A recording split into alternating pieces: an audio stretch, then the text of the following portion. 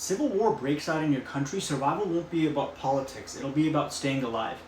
People think of battles, soldiers, and weapons, but what really kills in a civil war is chaos, shortages, raids, and the complete breakdown of normal life. In this video, I'm going to walk you through how to survive a civil war step by step based on history, strategy, and prepping. Pay attention because the mistakes most people will make are the same mistakes that got families wiped out in places like Bosnia, Syria, and other collapsed nations. First thing to understand is that a civil war doesn't look like a Hollywood movie. It's not always two massive armies fighting head on. It's street fights, militias, checkpoints, ambushes, snipers, riots, and neighbors turning against each other. Law enforcement will either vanish or be absorbed into one side. Courts, schools, hospitals, gone or controlled. And basic things you take for granted like grocery stores, fuel stations, and banks will shut down or become battlegrounds. If you go in thinking it'll be organized or predictable, you'll die. The smartest move in a civil war isn't being a hero, it's being invisible. That means practicing the gray man principle. Don't wear tactical gear, don't wave flags, don't show allegiance to any side. Look like a regular civilian just trying to get by. If one side thinks you're with the enemy, you're a target. If both sides suspect you of playing both ways, you're dead. History shows that the families who lasted the longest were the ones who stayed neutral and quiet, blending in with whichever group held power in their neighborhood that week. Civil wars can grind on for years. In Bosnia, the siege of Sarajevo lasted almost 4 years. Grocery stores were stripped in days, water was cut, and medicine was impossible to find. So we're going to start off with food first. So canned food, rice, beans, pasta, oats. They're shelf-stable, calorie-dense, and easy to cook. If you have a wood stove, you're ahead of most people. Okay, so let me just show you. This isn't my stockpile, really. This is just some stuff I keep here in case I need to make a video. But this is just like a smaller version of the stuff that I like to have in my prepper pantry. So we have rice here, just a regular bag. Best thing to do with stuff like rice, lentils, beans, and then quick oats is to put them in Mylar bags with oxygen absorbers, and they'll last 25 years or more. We got canned food over here, vegetable soup. Sardines are really cheap. These are 99 cents. It's really hard to find stuff that's like 99 cents nowadays. It wasn't that hard 4 years ago, but now it really is. Okay, that's crab meat in case you're getting bored of tuna. Baking soda, many uses. Of course, beans. Fruits. Don't expect any canned fruit to last past the expiration. Eat these like a month before. I know with other foods they say they basically last indefinitely if the can is in good condition, but don't trust fruits. They'll expire quickly. We have real maple syrup. This will basically last forever, just like honey, if you buy the real thing. Got more sardines here. Beans, vegetable soup, powdered peanut butter. Lasts longer than regular peanut butter, and it's a good option. There's a low calorie option. I never get that. I always get this one because in a survival situation, again, you're not trying to maintain a six-pack. You're just trying to get your calories. Vegetable soup again.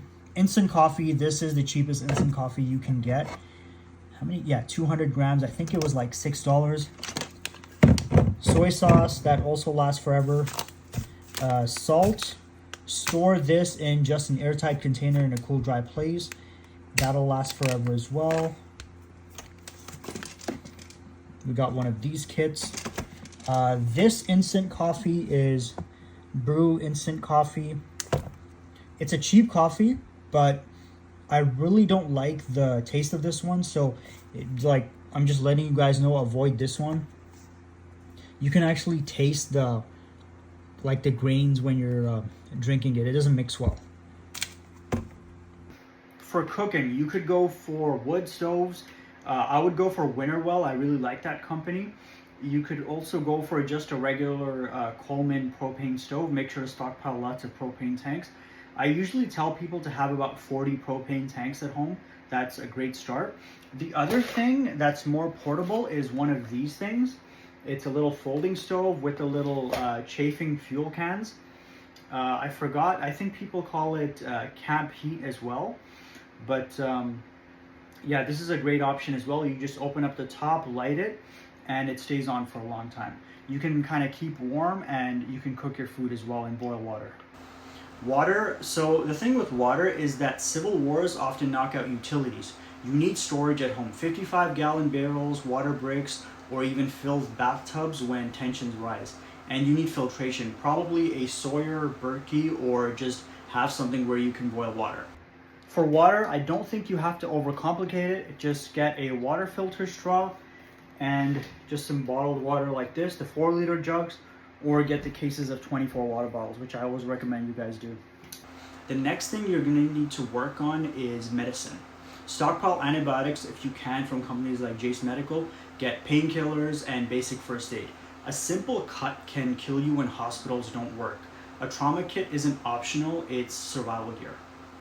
For a first aid kit, I always tell people don't buy the cheap ones at Walmart or any sort of big store. In the pharmacy section, they always have the cheap quality stuff there. If you're gonna buy one, go to the sporting goods section and get an adventure medical kit. You can usually find these at sporting goods stores and just regular big box stores at the sporting goods section. Something like this is pretty good. I like these kits, but what I do is I just make my own. I spoke about this in another video, but so the first thing I have is a cat tourniquet. This is for injuries to a limb, so an arm or a leg. If there's severe bleeding, if the blood is spurting or pooling fast, use a tourniquet. Get a good one, North American Rescue Cat Tourniquet. Don't buy the $12 ones on Amazon and AliExpress.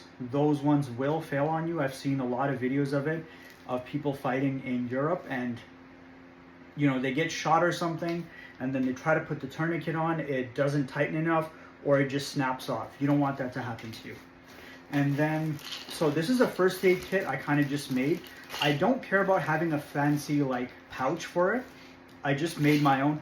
I did a video on this, definitely check it out, but I just put some potassium iodide, emergency blankets, gauze, pressure bandages, trauma shears, and stuff like that. But yeah, consider making your own. It's probably a better idea. And only put stuff that you're gonna know how to use.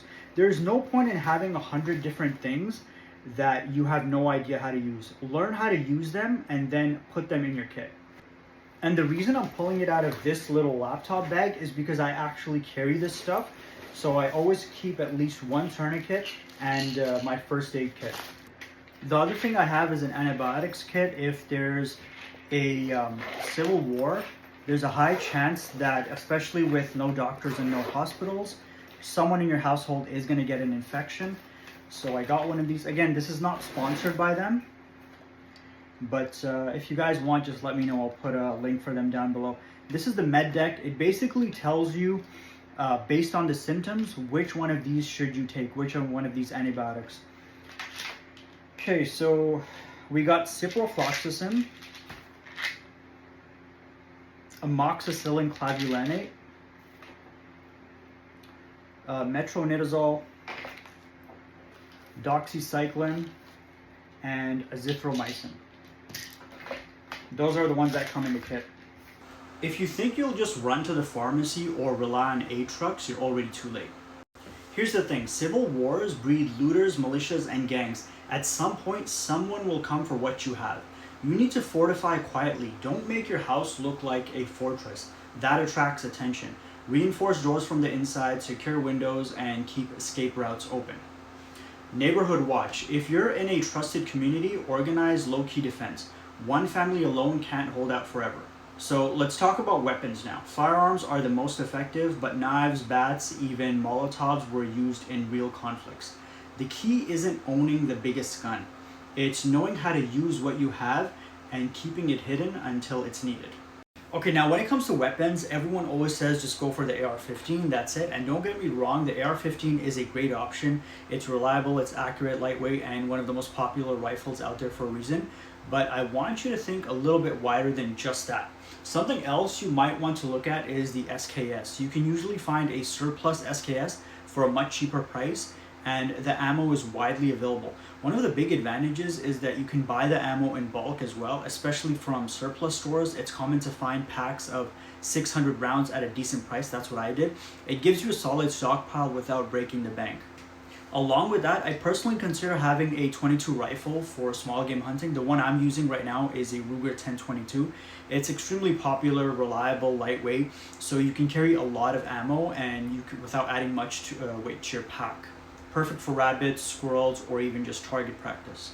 At the end of the day, it's not about having the flashiest rifle, it's about practicality, affordability, and making sure you've got the tools that fit your survival plan. Do your own research, compare prices, and think about how each weapon fits into your strategy for defense and food security.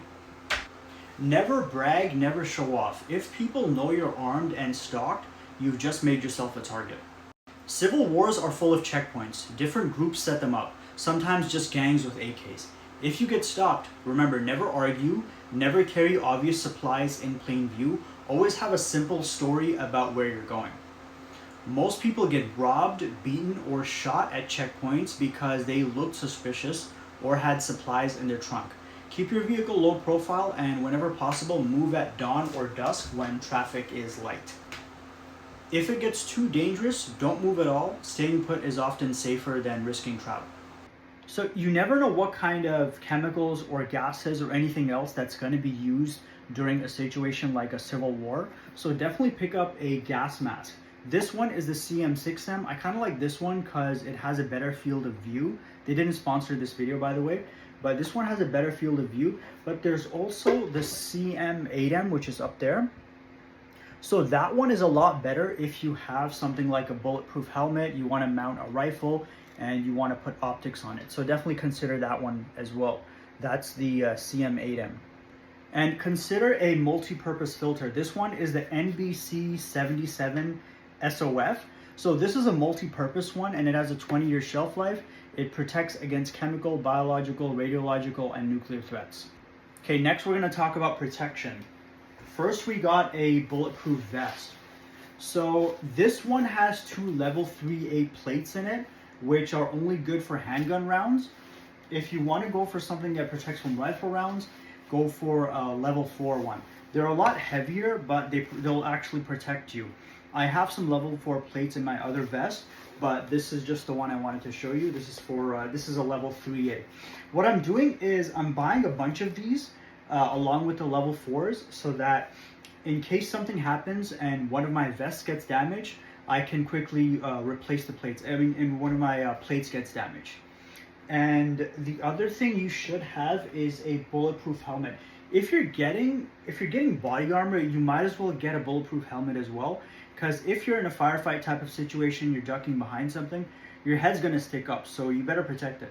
What I think is that information will decide who survives. During civil wars, propaganda and lies flood the air. You need reliable channels. Radios, a small battery or crank-powered radio keeps you in the loop. Networks, talk quietly with trusted neighbors. Try to avoid phones. Phones get tracked, tapped, and used against people. The more you know about troop movements, shortages, or safe zones, the better your survival odds. But don't spread information. Passing the wrong rumor can get you killed. Your country's currency might collapse overnight. In every civil war, cash eventually becomes worthless. So what holds value? At the start, hard currency like US dollars will hold value, but then you'll go to gold. There's essential goods like salt, cigarettes, alcohol, medicine, fuel, and batteries. Then it's your skills. If you can fix things, treat wounds, or purify water, you'll always have something to trade. Don't show off your wealth. Quietly use barter when needed, but never let anyone know how much you actually have. Nobody talks about this, but civil wars are as much mental as physical. You'll see death, betrayal, hunger, and cruelty. Families turn on each other, friends disappear, entire neighborhoods empty out. The people who survive are the ones who don't break mentally. They create small routines, they keep faith, and they never give up hope. Even when it feels like there's no way out, wars eventually do end. The question is whether you'll still be standing when it does. Surviving a civil war isn't about picking a side. It's about keeping your head down, keeping your family fed, and outlasting the chaos. Stockpile food, water, and medicine now while you still can. Learn first aid, build trust with a small circle of people, and above all, stay invisible. The loud, flashy, reckless people don't make it. The quiet ones who prepare ahead of time do. History keeps repeating itself, and one day it might repeat in your country. Don't wait until the first shot is fired to prepare. By then, it's already too late. Okay, so this is the end of the video. I think that's pretty much everything I wanted to talk about. I may have gone over the usual 3 minutes. I have to see how long it is when I'm done editing.